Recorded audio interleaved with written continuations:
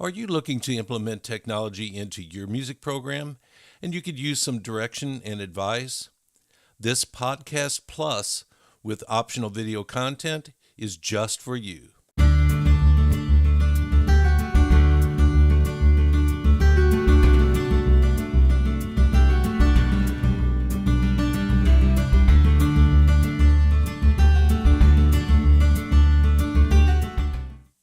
Thank you for joining us today.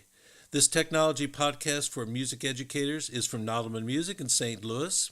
I'm Ray Benton, Technology and Media Specialist for Nottelmann Music, a veteran music educator of 32 years with 14 years of experience helping music educators incorporate technology into their daily teaching. Our guest today is Katie Wardrobe of Midnight Music. Her very successful company is based in Australia, and she has graciously agreed to share great tips and information with us today. So, Katie, welcome to our Nottelmann Music podcast. Thank you so much for having me, and it's great to have another podcast on the go. You know, someone else doing another podcast. I've been doing mine for just over a year now, and there's not a lot out there which is music technology specific. So it's really nice to hear that you're starting up one too. So, Katie, I've been reading up on you on Twitter and checked out some of your wonderful things that you're doing in the world of music education technology. That's kind of after my own heart. So, please tell us and get our listeners up to speed on you and Midnight Music. Well, I've been working in this area. It's actually coming up, I can't believe it, on 10 years. It'll be 10 years later this year. And I kind of fell into it accidentally. I was working for Sibelius Software, and I had that experience, you know, using Sibelius, and then I started working for the company, and I got thrown into doing tech support, which was a massive baptism of fire where I learnt all this stuff about technology, which I just had no idea about, you know, things like computer operating systems and why doesn't my sound work and why can't I hear my keyboard and I can't register the software and all these questions. And I had kind of hoped that I'd be doing more of the, you know, copying questions and how do I create triplets in the program and all that.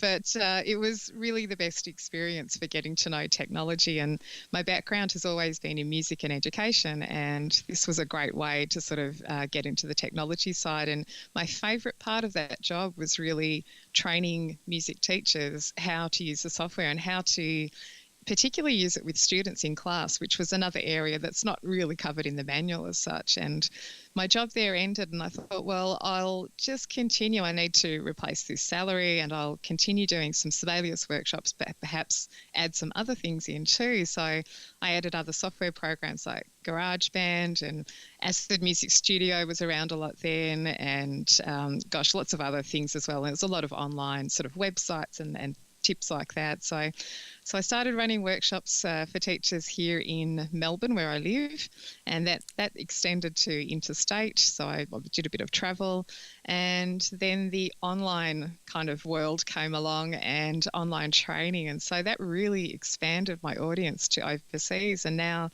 these days the visitors to my website are about 70% from the States. So that's a surprise to the Australian teachers. The Australian teachers think I'm really just mainly for the Australian audience, but such a big part are from the States. And so I just continued doing that, and online courses became a big part of what I do. And that's now the main area. So I have online courses which are all part of a paid subscription community, and that includes, you know, a place where you can ask questions and chat to other people and share your problems and grievances, I call it, you know, like therapy, when you need to just say, oh my gosh, I can't get Google Classroom to do what I need it to do, or can't export from GarageBand in the way I want. So that's been just fantastic. And I love connecting with people from around the world and just talking about this shared love of music technology. Oh, you can tell it. And it's interesting that you got your start working for Sibelius. I got my start working for Make Music, doing as a clinician for Smart Music and Finale. So Nottelmann Music is going to be offering its new section on its website, Music Educators Corner, which includes resources and a blog page where teachers can find searchable podcasts, videos, articles, both curated and original. So I'm hoping to add lots of contributions from you and Midnight Music as we go along.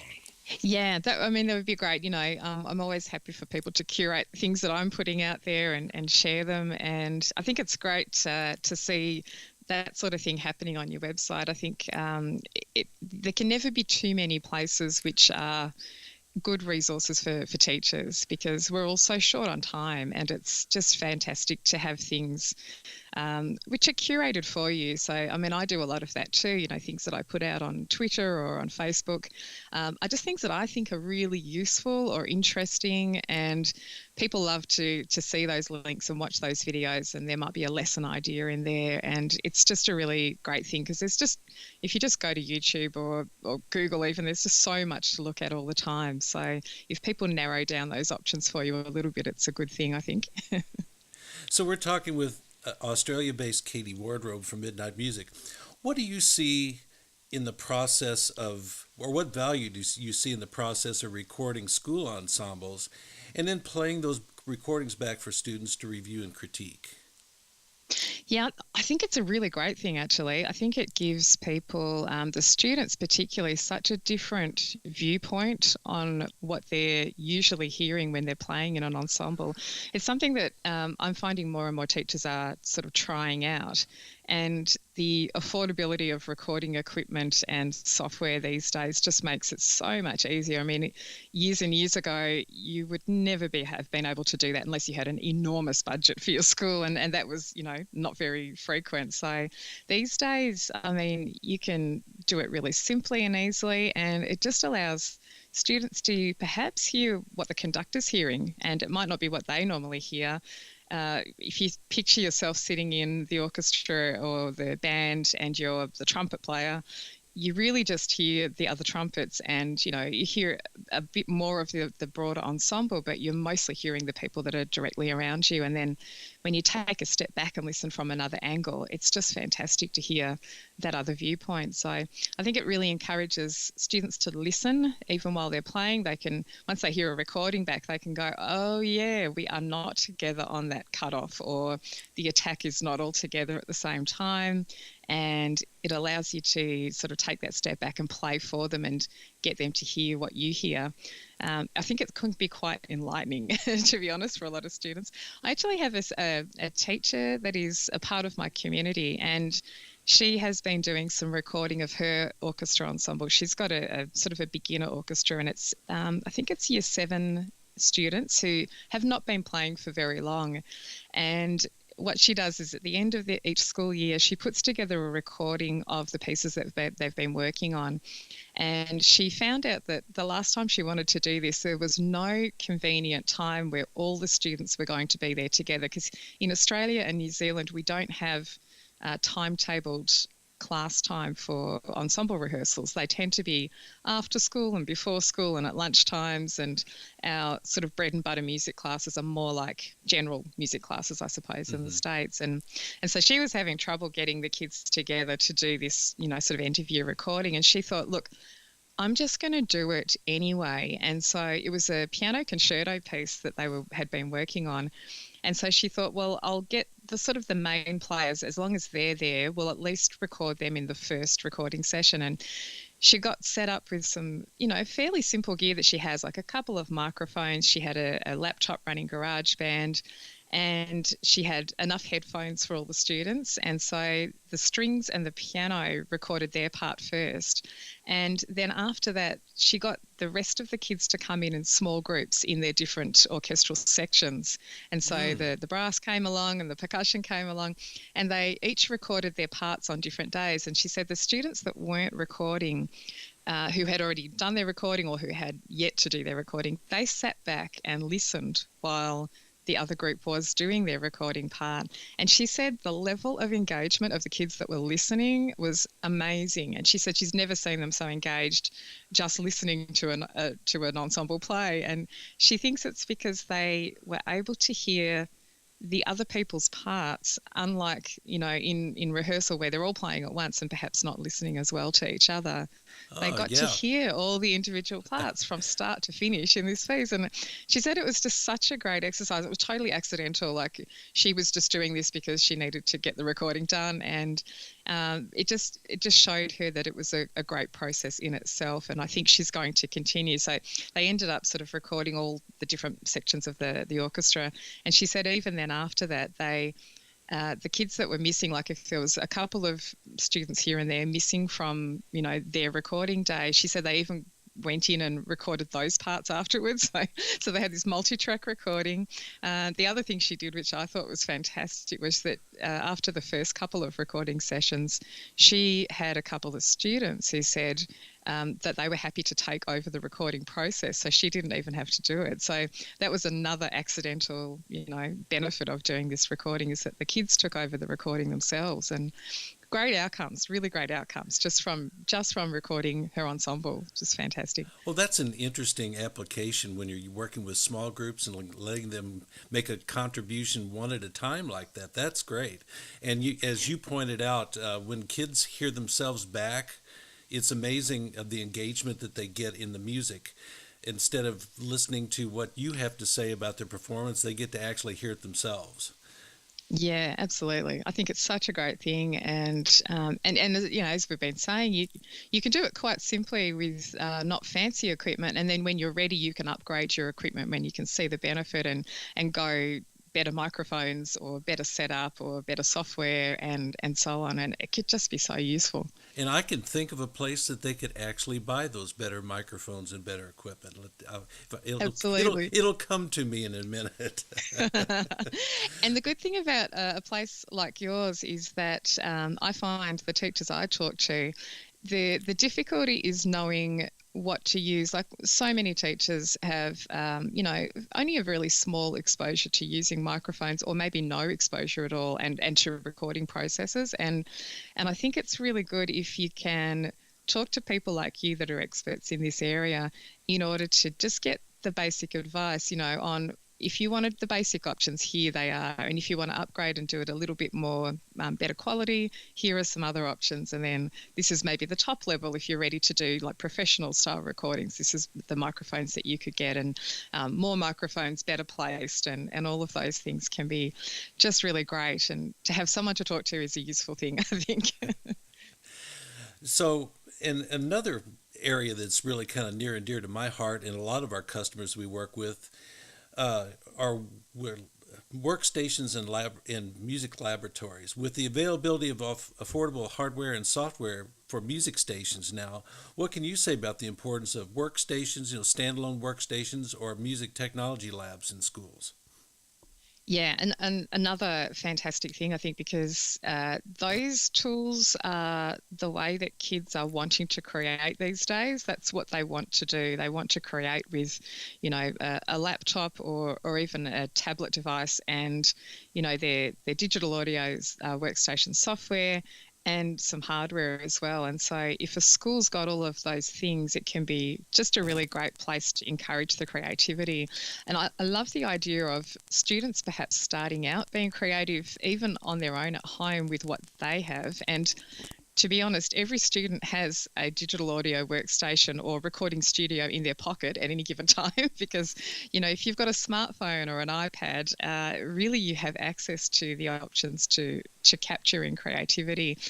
And then it's fantastic if the school has a setup as well where you can take it further and perhaps expand what they're doing. And I saw this really interesting video recently. I really like Charlie Puth, the singer, and I really like his songs. And I didn't really realise until I saw a video the other day of him talking about his workflow and his creative process. And I didn't realise that he actually writes and produces all of his tracks himself. He writes it, he records the vocals, he records all the backing parts, the percussion, everything.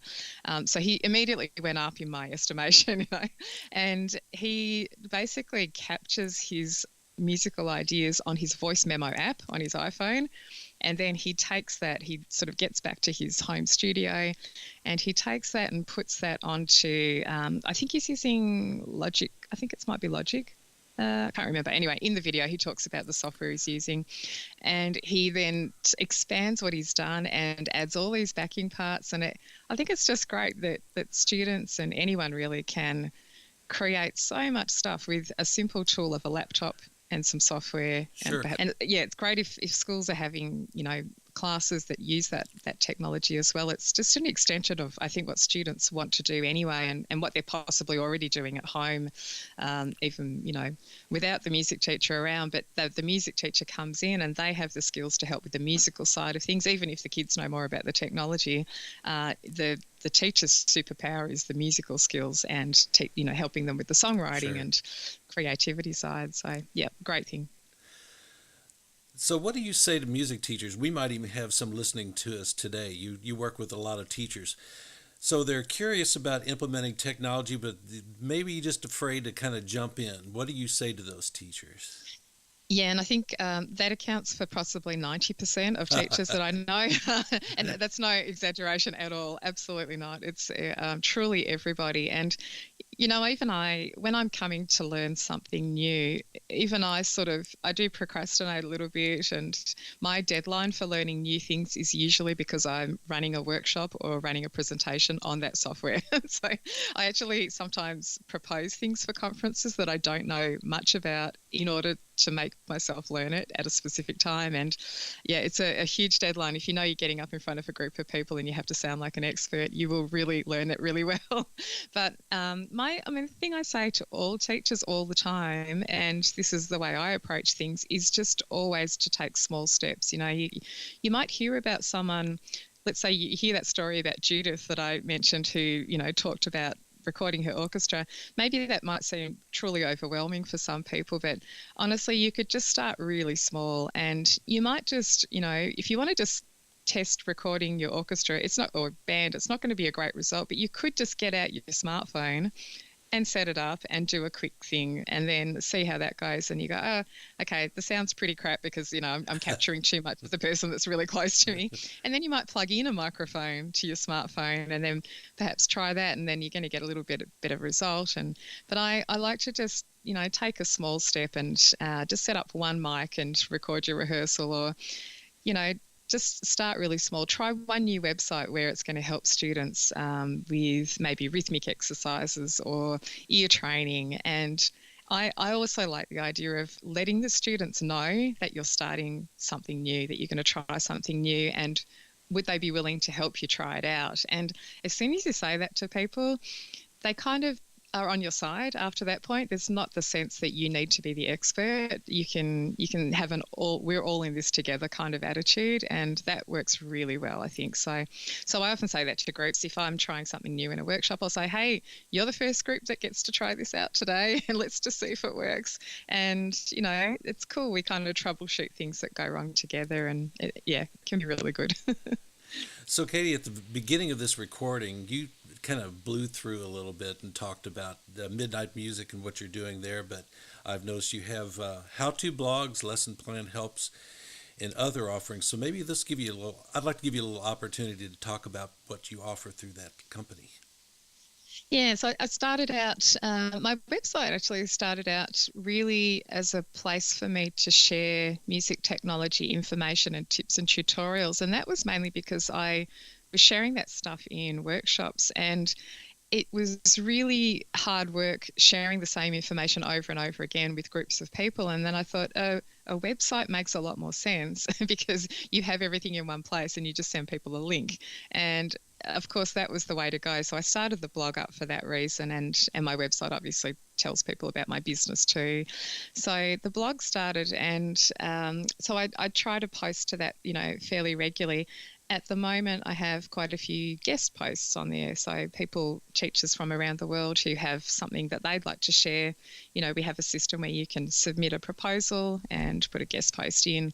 And that's fantastic because it's just really great not always hearing from me. I like to hear other people's ideas too. The podcast started last year. I had actually been meaning to start the podcast for at least 12 months before that, but it was one of those things I just, never had time for, and I had to just say, I'm just going to do it by the beginning of the year. Last year it was one of my New Year's resolutions. So the podcast is there too. And then in addition to that, I do run workshops still. So I go out to schools and run workshops, and that's mainly here in Australia and a little bit beyond. But the main thing that I do is this online community. So that I used to run online courses, so separate individual online courses, and I did that for quite some time, but I found people were not able to always attend the course when it was running at a specific time of year. And, in the States and here in Australia, we're on opposite ends of the school year. So we're actually currently in our first school term at the moment. It's, March. Okay. And you guys are kind of heading towards the end of your school year. You're in the, okay, let's just survive mode, for the last few weeks of the year. And then you'll be on your summer break. We've already had our summer break over Christmas, and we've got a long way to go in the school year. So that pattern just wasn't working for all the people that I work with. So I ended up putting all of my online courses into one paid subscription community.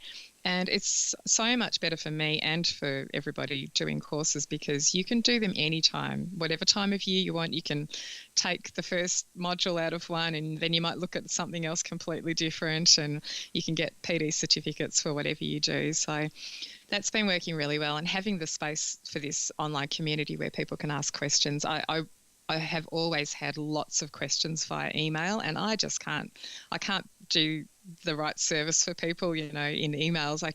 I get too many to answer questions all the time. So I had to sort of clamp down a little bit and just say, look, I can't answer that here, but look, if you want to be part of the community, that's the place that I spend my time and efforts in there. And that's much better as well, because people can then go back and search for things that have been discussed in the past, because a lot of the same questions come up all the time. So it seems to be working really well, and I'm really enjoying it. I love the online space and being able to create new courses and things. So I've got a massive list of things I want to add in terms of training into that community, and I just need to find the time to do it all. Well, at the time we're recording this, our website and all the new additions, including the Music Educators Corner and the blog and the music resources that I was talking about earlier, those are in production right now, not quite out there yet. But when we do have that up and running, probably when people are hearing this, we'll have lots of links over to Midnight Music and to you, and we'll try to hand over your services and let teachers have the ability to reach out to you as well. So that would be great. And let me know when you get it up, because I'll share it on my networks too. And then, people can take a look at it and check it out. And, music people are always really good about sharing things. So we're seeing that even, we talked about when we were going to set this up that we were going to have national experts, but we're having an international expert with us on our very first podcast here. So anyway, well, Katie, as we wrap up our podcast, is there anything else you'd like to add to the discussion today?